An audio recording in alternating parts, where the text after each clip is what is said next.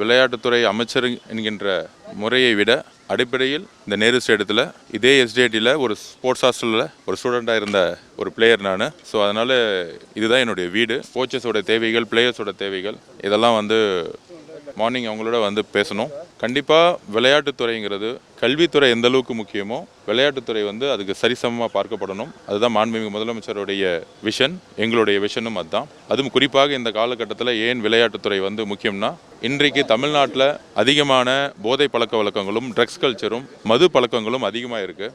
ஒரு முன்னுதாரணமாக பார்த்தீங்கன்னா, பிரேசிலில் முன்னாடி ட்ரக்ஸ் கல்ச்சர் அதிகமாச்சு. ஆனால் அன்றைக்கு இருந்த அரசு விளையாட்டுத்துறை முன்னிலைப்படுத்தினாங்க. வேர்ல்டு கப் ஃபுட்பால் மேட்ச்லாம் நடத்தினாங்க.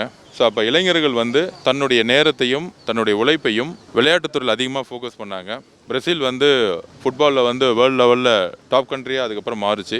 அது மாதிரி ஏழ்மையாக இருக்கக்கூடிய நாடுகளில் விளையாட்டுகள் இளைஞர்களை மனதை ஒருங்கிணைப்படுத்தக்கூடிய ஒரு முக்கியமான விஷயமா இருக்கும். ஸோ இளைஞர்கள் வேலை வாய்ப்புக்கு விளையாட்டுத்துறை ஒரு முக்கிய பங்கு வகிக்கணும்.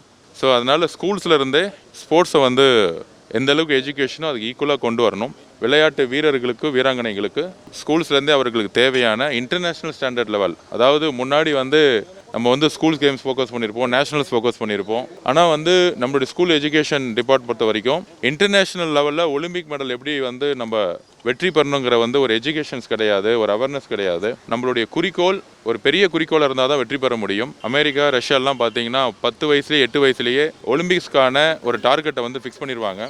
ஆனால் நம்மளுடைய ஸ்போர்ட்ஸ்மேன்ஸ்க்கு ஒலிம்பிக்ஸை பற்றி இன்னும் ஒரு எஜுகேஷன் சரியாக இல்லை. அது எப்படி பங்கு பெறணுங்கிறது தெரியல.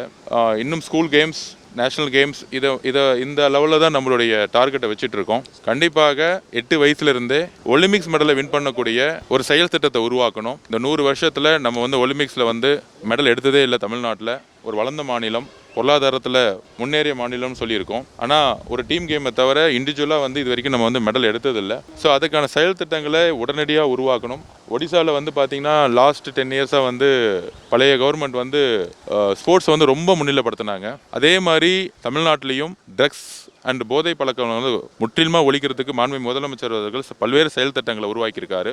அதில் முக்கியமாக விளையாட்டுத்துறையை ஊக்கப்படுத்தினாதான், அதுவும் பள்ளி கல்வியிலிருந்து எஜுகேஷன் டிபார்ட்மெண்ட்லேருந்து ஃபோக்கஸ் பண்ணணும். அதிலிருந்து வரும்பொழுது ஒரு மேக்ஸிமம் 3 to 4 இயர்ஸில் எல்லா டிஸ்ட்ரிக்ட்லேயும் எல்லா வில்லேஜஸ்லேயும் விளையாட்டை ஃபோக்கஸ் பண்ணும்போது ட்ரக்ஸ் கல்ச்சரை ஒழிக்கிறதுக்கும் லிக்கர் கல்ச்சரை ஒழிக்கிறதுக்கும் நடைமுறை சாத்தியம் அதிகமாக இருக்குது. அதுக்கான வேலைகளை நாங்கள் ஸ்டார்ட் பண்ணியிருக்கோம்.